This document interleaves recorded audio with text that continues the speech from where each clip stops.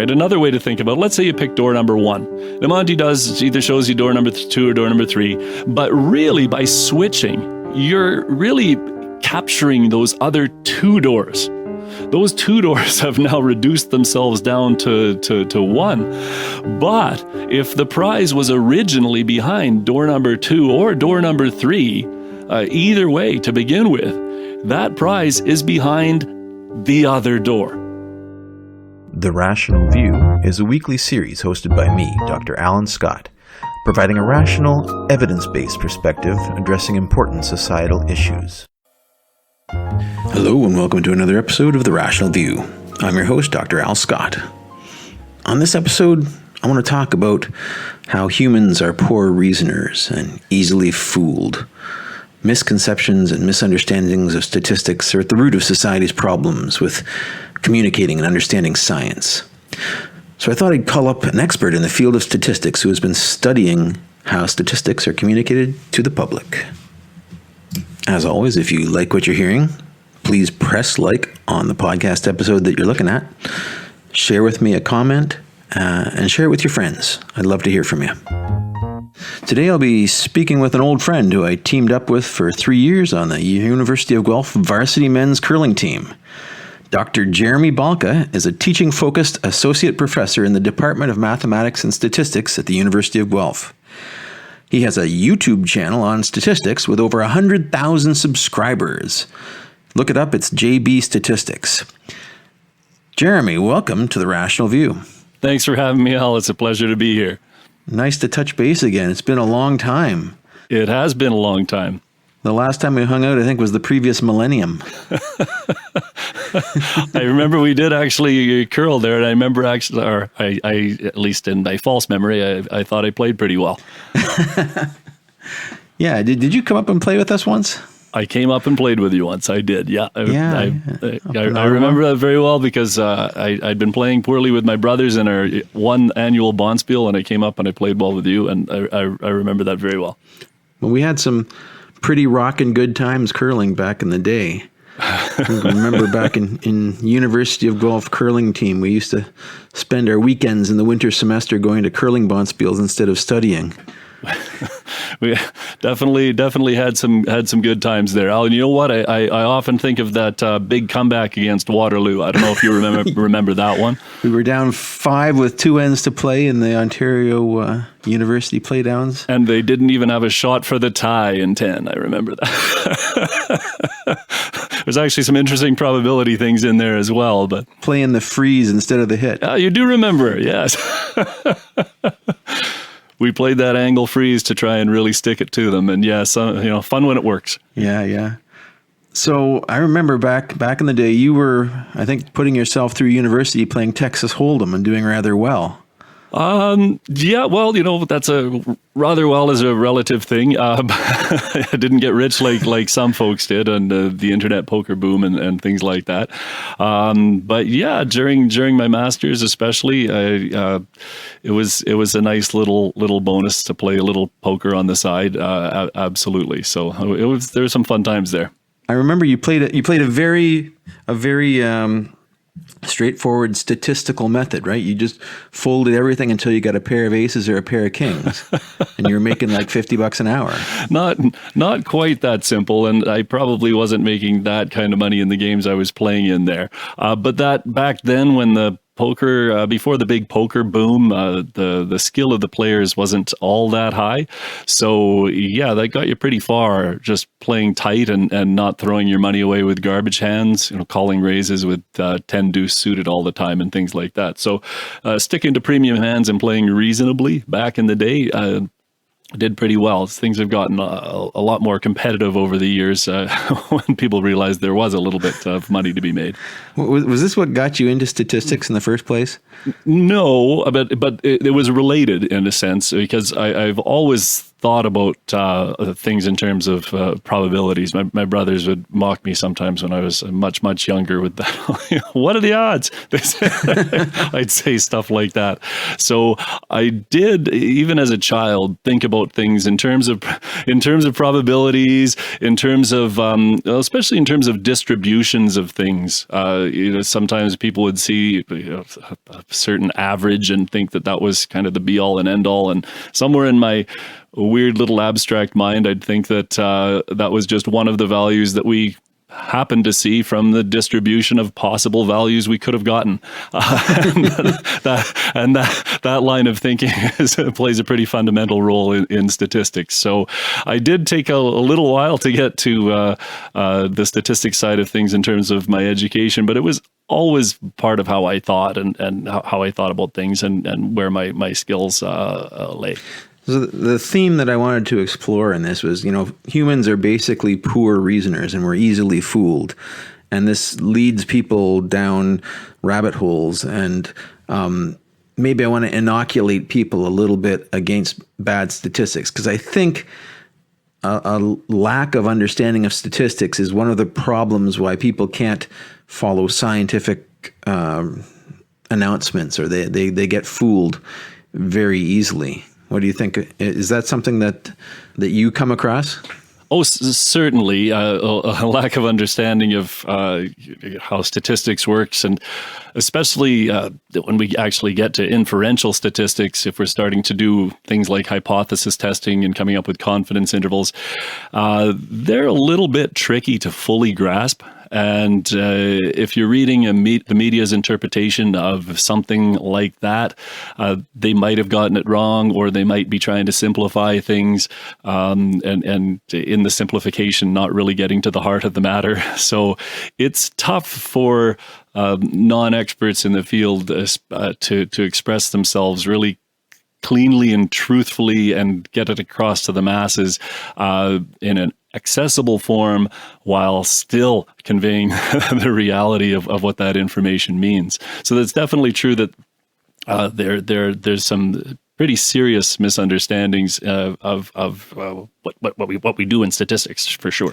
Yeah, I just did a podcast last week, actually. I called it Healthy Skepticism, where I was attempting to highlight some of the problems with statistics in publications and the p-value, and the replication crisis in the humanities, where a team of scientists undertook to verify some important results in the field, and something like half the published results were not reproducible.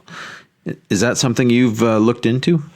Well, certainly I've done a little bit of reading in it. I haven't made that a focus of my research or anything like that, but it's an interesting problem, and so I have looked at some of those studies and findings. There are some a lot of factors at work there, certainly, and I'm not sure what you talked about in your previous podcast, but there's all sorts of factors from straight cheating on things, which isn't the biggest part, of course. That's one of the smaller problems, but sometimes people do get tempted to keep that career going by perhaps just tweaking things a little here and there, but perhaps something a little worse. But yes, absolutely. So I have looked into that. There's been various studies that have gone and done that sort of thing, and people do use different terminology sometimes, with sometimes using reproducibility and replicability interchangeably, but sometimes, just for a point of clarification, sometimes people use reproducible to mean that you can take the data that those scientists use and carry out their methods and come up with the same conclusions. And they use replicable to mean that you go out and you attempt to do the same study, get new data based on the same study design, and then carry out an analysis and see if you get a similar effect. So I tend to just use those terms interchangeably, but that's a little bit loose, and just just getting that out there in case you do use that terminology. I think the crux of the issue is, as far as I understood it anyways, is that if you're publishing a 2 sigma correlation of some sort, you've got a 95% confidence level in your result, and this is basically what's accepted as publishable data in the field of humanities and medical studies. That means that 1 in 20 of your results are randomly just a null result. And if, say, a lot of people are doing studies on the same topic and 19 of the groups don't get anything and the 20th group is the one that publishes, then you get a false idea of confidence in that result. Well, that sort of thing does play a pretty big role. I'll just tweak that a little bit, if I may, because we do have those 2 main statistical inference techniques, one with the confidence intervals, which we often do at a 95% level. And then there's the hypothesis testing, which is has significance levels rather than confidence levels, and often is carried out at a significance level of 0.05. In practice, in journal articles and things like that, absolutely. There's nothing magical about that 0.05 value whatsoever, and that cutoff, we get a p-value in a hypothesis test, and we go through and we see that if that p-value is less than 0.05, then people will often say there's a statistically significant result. And as you allude to there, if there's no real effect, let's say we're testing for a difference between the effect of 2 drugs, and let's say they happen to be the same drug in reality, and they have this, or just simply have exactly the same effect. If we're looking to see if there's a difference in testing the null hypothesis that there is no difference, then yeah, just by chance, we're going to get a p-value that's less than 0.05, one time in 20. And as you say, if there is that tendency to publish those results that we might refer to as being statistically significant, then yeah, we're going to really be biased there and have that publication bias towards those things. So in some ways, it's not really a surprise when we see these replication experiments and things like that we're not seeing the same results all that often. Part of that certainly is that the publication bias like that.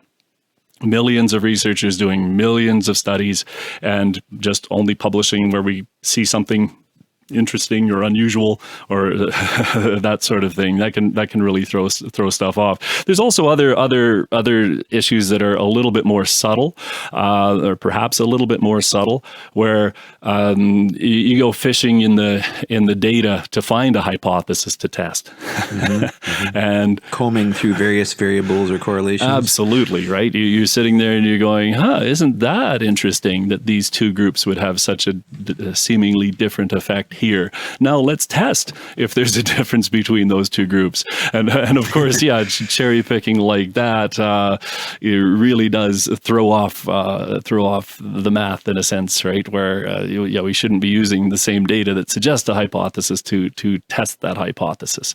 So that's certainly a big thing. The publication bias there is huge. And then other problems, the slight little bit of a little bit of data manipulation here and there. It can be sort of subtle where people don't realize there's a huge problem. Let's say you have a bit of an outlier, a bit of an extreme value, and if your test happened to have a p-value less than 0.05, well, you keep it in, and then if you throw it out, or if not, if your p-value is greater than 0.05, you say, well, what would happen if I threw that outlier out? Would that help me? So Yeah. there's all sorts of little subtle things. Try to find an excuse to throw out the data that you don't like. Yeah, and also the one big one, well, not necessarily big, but an effect is just cherry picking different tests, just trying different things, doing a regular old t-test like we might want, or switching to a non-parametric test if you didn't get what you wanted to see. Okay, this is good. So I think I didn't lie in my last podcast, so that's good to know. But tell me a little bit about yourself. Your career. What have you been doing? You must be doing something right to have 100,000 subscribers on YouTube. That's awesome. Yeah, it's an interesting thing. I've been doing it for some time, so that is over the course of a number of years. But one of those things. I did my PhD because I wanted to teach statistics at university. It's just that simple. I like the idea of teaching statistics. I thought I'd be reasonable at it, and I wanted to teach statistics at university. So I said, I'm going to do a PhD with that end in mind, and so I started to teach, and one of the things was back around 2010 or so, or a little after, I started having really huge classes where I had upwards of 1,000 students in a class, maybe, two different lecture sections, but so it's still a lot of students. And when you get to 1,000, some of those numbers start to be really easy to crunch through. You get $150 textbook, 1,000 students, even if only half the students buy it, say, we're talking $75,000 out of the pockets of students. And that's a not insignificant amount of money for one instructor for one course for one semester. So I started doing a little bit better job writing things up with the eye in mind, the end in mind of being able to wean myself away from making students purchase textbooks. And in that line, I also thought, well, it is a little bit silly too in some ways that we're forcing students to come in, you will learn statistics at 8:30 on Monday morning, right? Or at 1:30 in the afternoon on Tuesday, whatever. It's not always an optimal time for somebody, even a very conscientious students who are hardworking. So what I wanted to do is make resources available to students to augment the regular lectures and have it be such that they could catch up on the material, or if they had a little bit of fuzziness on a topic, to be able to put in some work at their own time. So I started to make fairly short videos on specific topics, and one of those things with videos online, whenever I would look at somebody else's lecture, it would always seem, just painfully long and slow if you just recorded a regular lecture and put it online. So I started to make these, somewhat very focused on individual topics. I don't really make a great deal of effort to be pop, wow, bang, cool, Sure. Okay. And it's just to try and get the content across as best I can. So, it's been interesting, and certainly I've gotten very good feedback from my own students over the years, and from other professors, and they used it at various institutions and things like that. So it's been a very satisfying thing, and one of the great benefits of the internet, that I was just able to do that in a rather simple fashion. Just record something in a room myself at 1 a.m. and put it out there and see if anybody cares. Right? It's been a fun thing. I have to dedicate a little bit more time to it to get back there and make some more. Yeah. Okay. So that's very cool. So for this podcast, I mean, I remember, you were able to take advantage of some simple statistics to make money playing poker back as a student. What are some other uses of statistics that you like to use in everyday life? What? Give me some cool anecdotes to share with our listeners. Cool anecdotes to share with the listeners.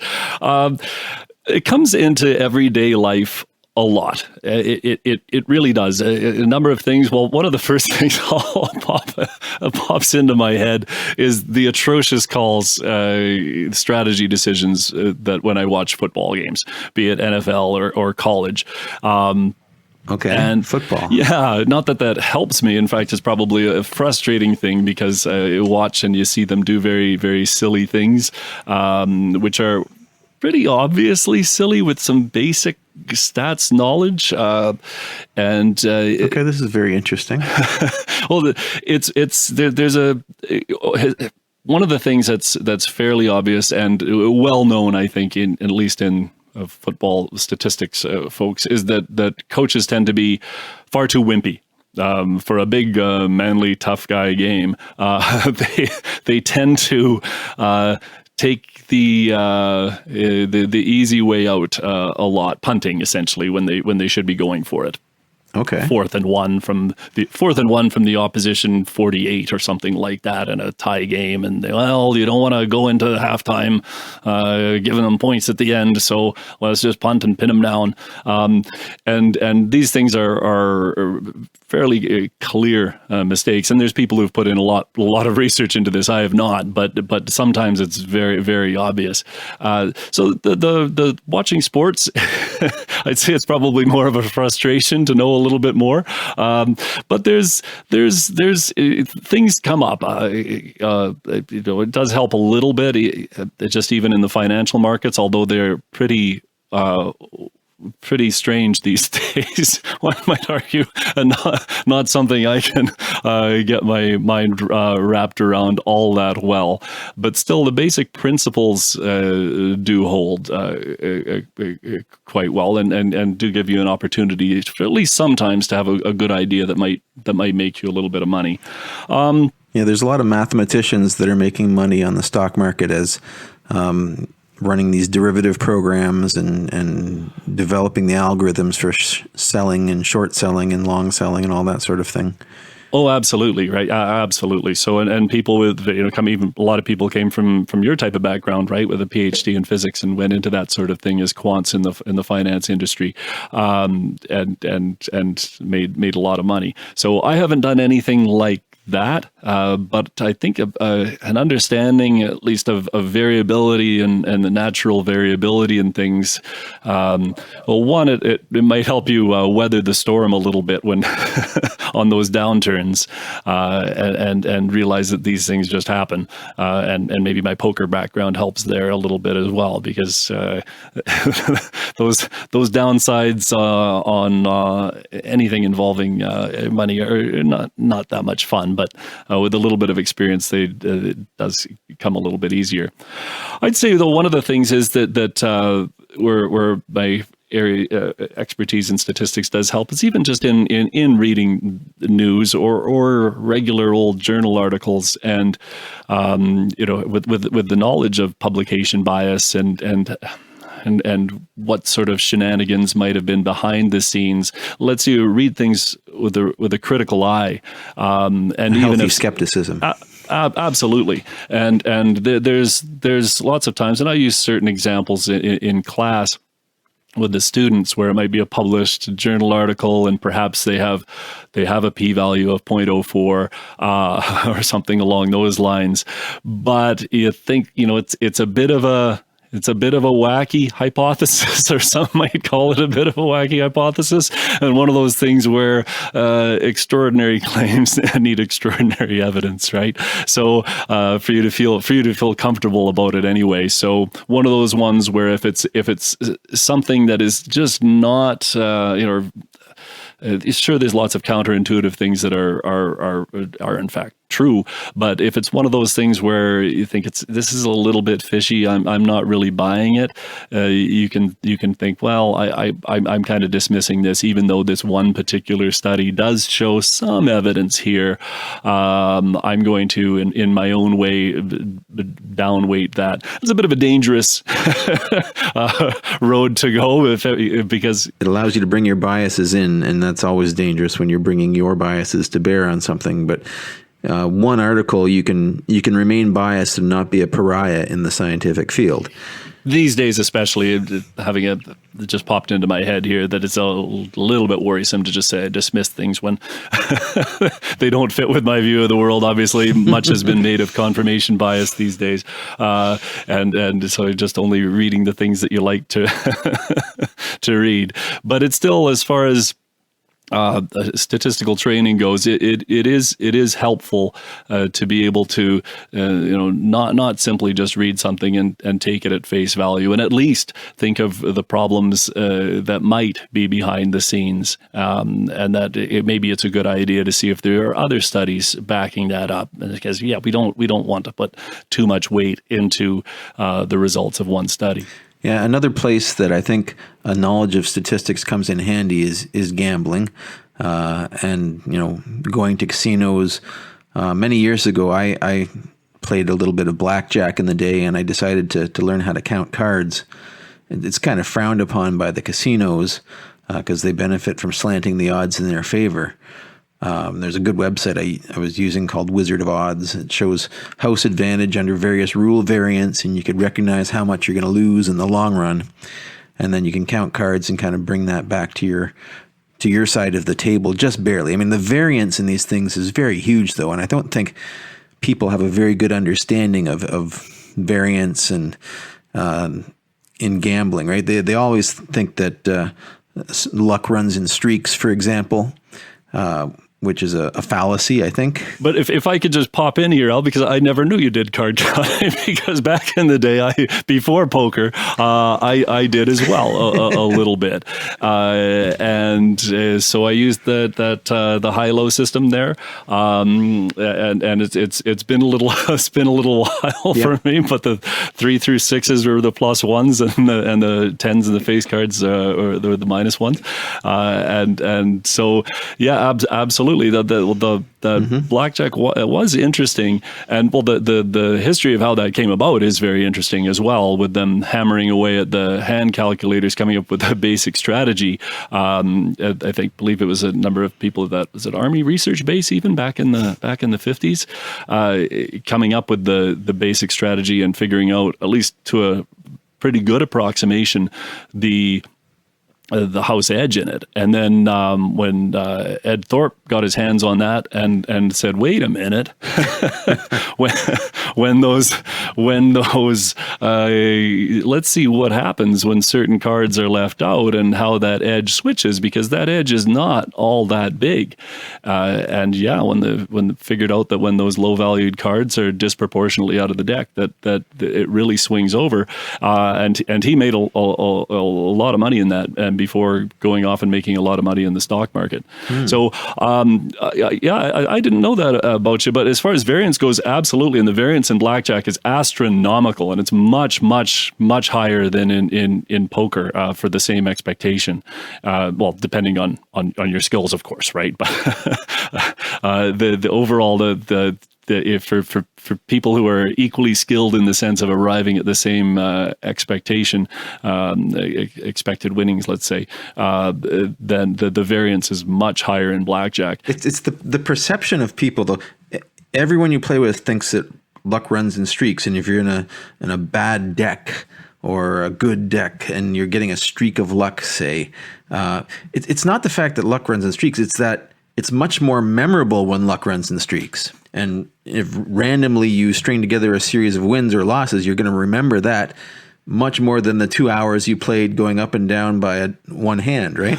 Absolutely. And it's a little tricky on the blackjack side of things, because there is a dependence between hands as the cards get removed and change a little.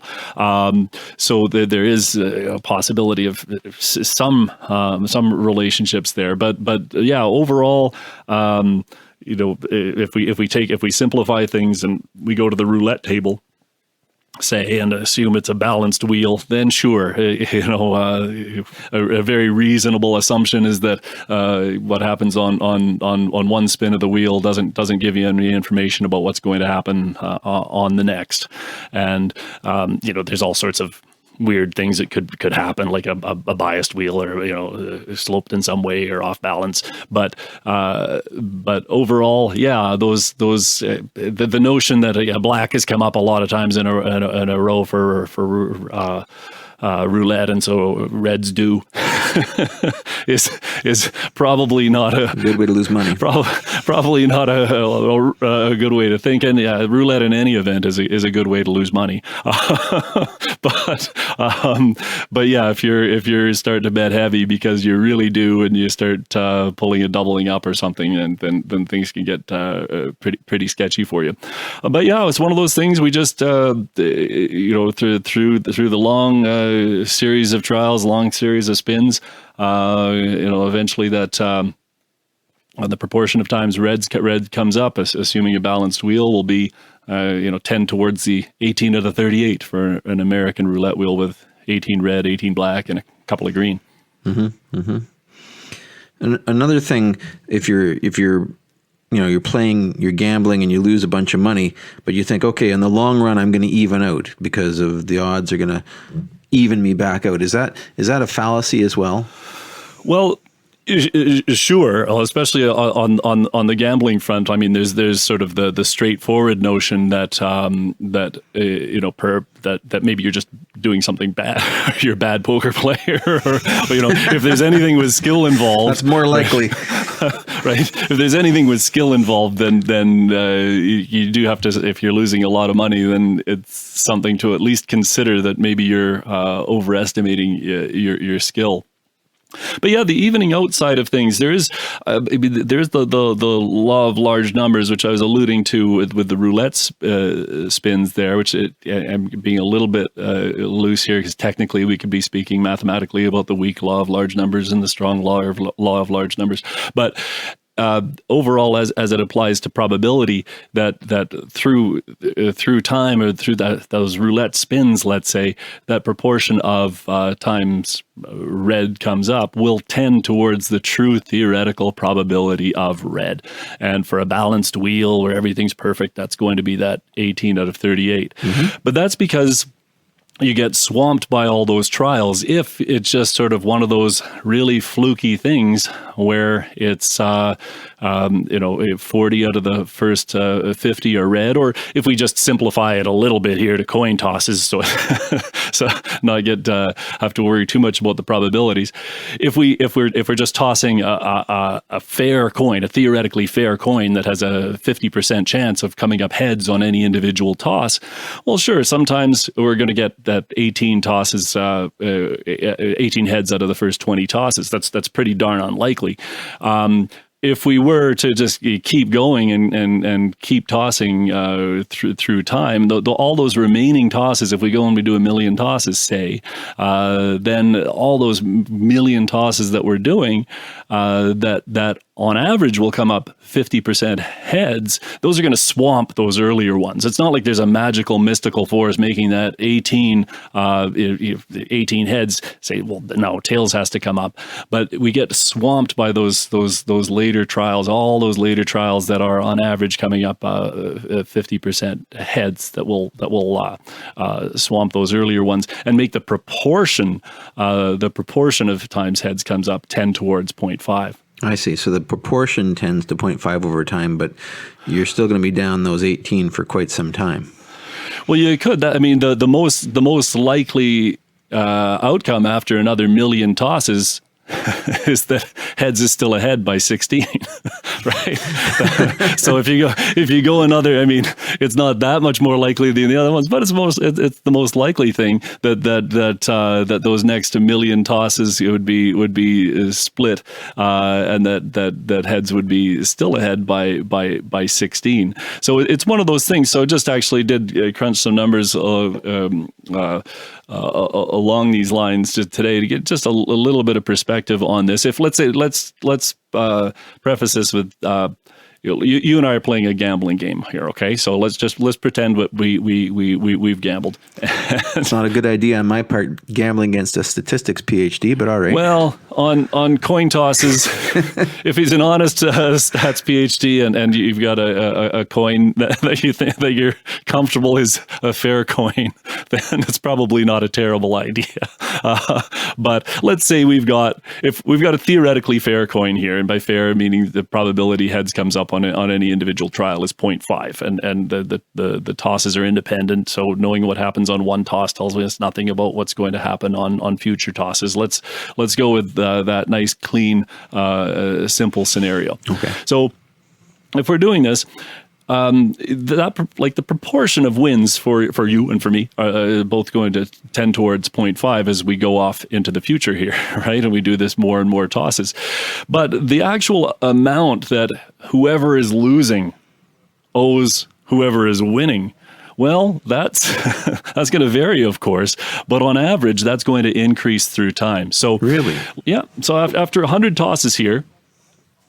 So I just did this, ran this fairly quickly, so hopefully I didn't make a mistake. But after 100 tosses, on average, the loser will owe the winner $8. So there'll be, that's 0.54 tails or 0.54 heads, right? So that's on average. So $8 after 100 tosses. After 1,000 tosses, it's about $25.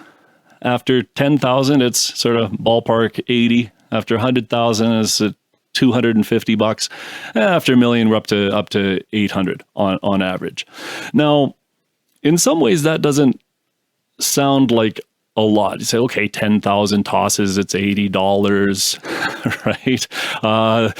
But that's $1 a time. And it wouldn't take us forever for you and I to gamble like that. And let me tell you, if one of us was stuck $80 to the other person betting a dollar on heads and tails, I strongly suspect the loser would be starting to be a little bit annoyed.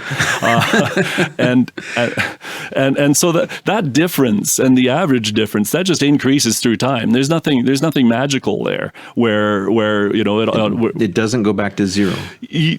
Well, it can. Of course, but the proportion, even in those numbers I was telling you, the proportion of times heads comes up, those are going towards 0.5. But the absolute difference between number of heads and number of tails, that's increasing, and that will increase on average as we have more and more tosses, and so that's one of the things that does grind my gears a little bit when people say that luck evens out in the end. Let's say.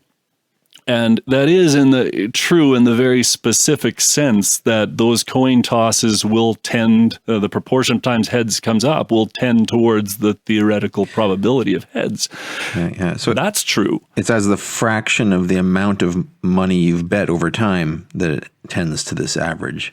So is it relative to the amount of money that has been wagered, it tends to the average. When we're looking at like those numbers I gave you were essentially like the average of the total win and loss as opposed to the absolute. As opposed to the average amount you won and lost, per toss. And I think in some ways that the total is a meaningful quantity, at least sometimes, and we have people thinking, it all evens out in the end. It's over a lifetime. Everyone gets the same amount of good fortune, right? Which is completely untrue, of course, and ridiculously so. I mean, we know people who did die young, right? I mean, they didn't have the same luck as everybody else, right? And there's smaller scale things than that. That's a big one, but there's smaller scale things than that. You have a group of 5 or 6 friends who play poker. Even if they're all equally skilled, the winningest one will have won a fair bit more than the one who's won the least or has lost. Reminds me a little bit about this book I read. It's called the Black Swan Effect, and it basically said don't go into science because to become a Nobel laureate or to get the big breakthrough is just a random occurrence in most cases. You have several equally skilled scientists, and one of them is working on the right field at the right time and makes the right breakthrough. But you could be a good scientist working all your life and never come across the right thing to get that breakthrough. And this black swan event, the very high unlikelihood but high impact occurrence, fields like that are very high variance, and the mean reward is relatively low. Yeah, absolutely. It's definitely true in the research side of things that you can be pursuing what seems like a very good line. And given the information you have, might be a great thing to pursue. And it may very well just be one of those things that doesn't quite pan out in one way or another. That's true in math and stats, but probably a little bit more true, if I can use that phrase, in your area there, coming from physics, right? If people are doing, working on some big idea, and in the end it doesn't work, or experimental physics, and the experiments just never quite pan out as you'd like. Yeah, you can be doing everything right in a sense, and just the lines just didn't quite come together. The negative results should be as important as the positive ones, as we've seen in the replication crisis. You need to publish these negative results. No, we didn't discover anything, but we've gathered evidence that this line of reasoning isn't good, and it's still a good experiment, and it's still useful scientifically, but it's not going to further your career.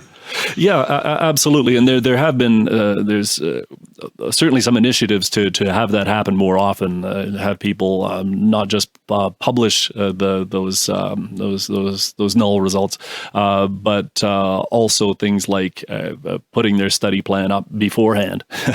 I think that gives you a bit more assurance that those results will get published in some way. So that's certainly part of it with the replication crisis there, that we can try to publish those things that aren't quite that cool and interesting, and obviously there is information there. We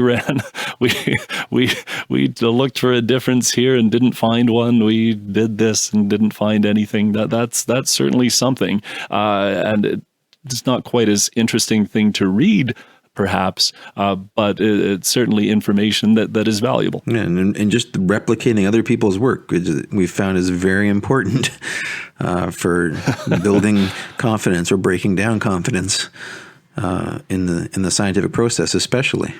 But one thing I want to talk about, and this is something that blew my mind the first time you told me about it, and I want to get to this, is the Monty Hall problem. Now, this is a statistical thing that's based on the game show, the Monty Hall show, where they had like 3 doors, and behind one of the doors there's a prize, and behind 2 of the doors there's a less valuable prize, right? It's amazing how much controversy this problem has, and I think this is why I want to get it shared to the listeners. Oh yeah, no, I'd be happy to talk about it. So the wording is incredibly important, and so there's some chance that I slip up even if I'm trying to be careful here. So. It is based on the Let's Make a Deal and Monty Hall. The actual thing as it's phrased is typically a little bit different. But the notion is there are the 3 doors, and behind one of the doors is a good prize. Let's just call it a car. It's often phrased as a car, and then the other 2 doors behind them is a joke prize, like a goat. So it's often phrased as a goat, right? Something like that. So we have the car. And we have the goat.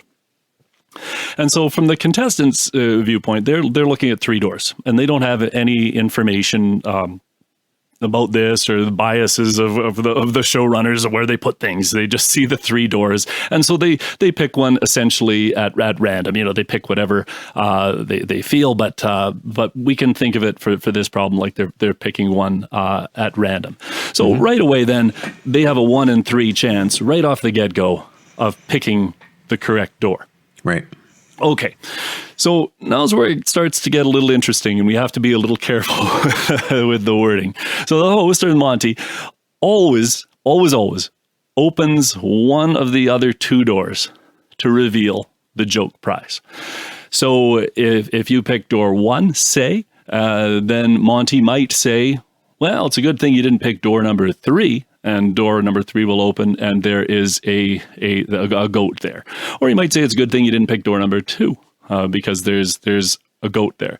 And he does this knowing that it contains a joke prize. He can always do this because there's one car. So if you happen to pick the correct door to begin with, then the other 2 doors both contain joke prizes. And if you didn't pick the right door to begin with, well, one of the other 2 doors contains the joke prize, and they can open it up, and there's the goat and that kind of thing. Mm-hmm. So Monty will always do this, and that's of fundamental importance here. And there's and let's just say for now, just to keep things a little clean, that if Monty has the choice, let's say you've picked door number 1 and both door 2 and 3 have the goat, then Monty randomly picks which one he shows you. Sure. Okay. So just to clean things up a little, otherwise it can get a little sketchy with the wording. So to recap there, 3 doors, 1 has a car, 2 have goats. You pick a door. Monty says, hey, good thing you didn't pick this door, and shows you a door. He always does this, every single time, always does this, shows you, opens the door, shows you a goat. Now there's 2 doors remaining, and Monty says, well, you can keep your original choice, that's fine with me, right? That's fine with me. But I'll let you switch doors if you'd like. And Monty always does this. Monty always gives you the option to switch the doors, at least in the Monty Hall problem. Okay. So now the question is, should you stick with your door? Should you switch doors, or does it not matter at all? Right. And so a lot of people, the first impression is that it doesn't matter at all. It's a 50-50 choice, right? That is the first impression of a lot of people, and a lot of smart people, certainly. It's an easy path to go down. He said there's 2 doors. Well, sure, he was always doing that thing. He always showed me a goat. I mean, who cares? I have 2 doors now, right? I have two doors. I have no real information about where the car is. This is what people might think. And so it doesn't matter. But it does matter, at least if I've chosen my words carefully enough, that you are better off in the switching of the doors. And switching doors doubles your chance of success. Doubles indeed. So, well, a simple way to think about this, I think a simple way to think about this is the notion that under our premise, we had a 1/3 chance of being right on our original pick. So 1/3 chance of being right on our original pick. Now, something's happened after that, right? We've seen something, but we always see that thing, right? It might have been, let's say we picked door number 1. He might have showed us door number 2, or he might have showed us door number 3, but he's always going to open a door and show us a goat, like every single time. So then the showing of the door, and there are some subtle things, and we might refine this a little bit and show some exceptions a little bit if we have time. But the showing of the door didn't really give us any information as far as it relates to our probability of success in the first place. So our probability of success, which was once 1/3, has stayed 1/3, and there's only 1 door remaining, so that one has to have a 2/3 chance of having the car behind it. Wait, what? So there's various other ways of thinking about it here by switching doors, right? Another way to think about it, let's say you pick door number 1 to begin with. Now Monty either shows you door number 2 or door number 3, right? Now, in the end, you're staring at another door, the other door, right? But really, by switching, you're really capturing those other 2 doors. Those 2 doors have now reduced themselves down to 1. But if the prize was originally behind door number 2 or door number 3, either way to begin with, that prize is behind the other door. And you should switch. Yeah, that's the key piece that convinced me. At first, I didn't believe this thing, and then when you realize that, yeah, if you picked wrong, Monty has made your choice for you, and 2 out of 3 times you've picked wrong. Yeah. So like I said, the wording has to be really, you have to be really careful with the wording here. And it is a bit of even with properly worded, it is a bit of a tricky problem. And it's one of the reasons why it's been so long lasting, and it comes up frequently, and they have it in movies. They had it in the movie 21, and this sort of thing. It certainly has staying power, the Monty Hall problem. So I think we're getting to the end of our time slot here, and I'd like to thank you for coming on here. And just one last question. I remember back in university, you went and played in, I think, the first Las Vegas curling bonspiel. Is that correct?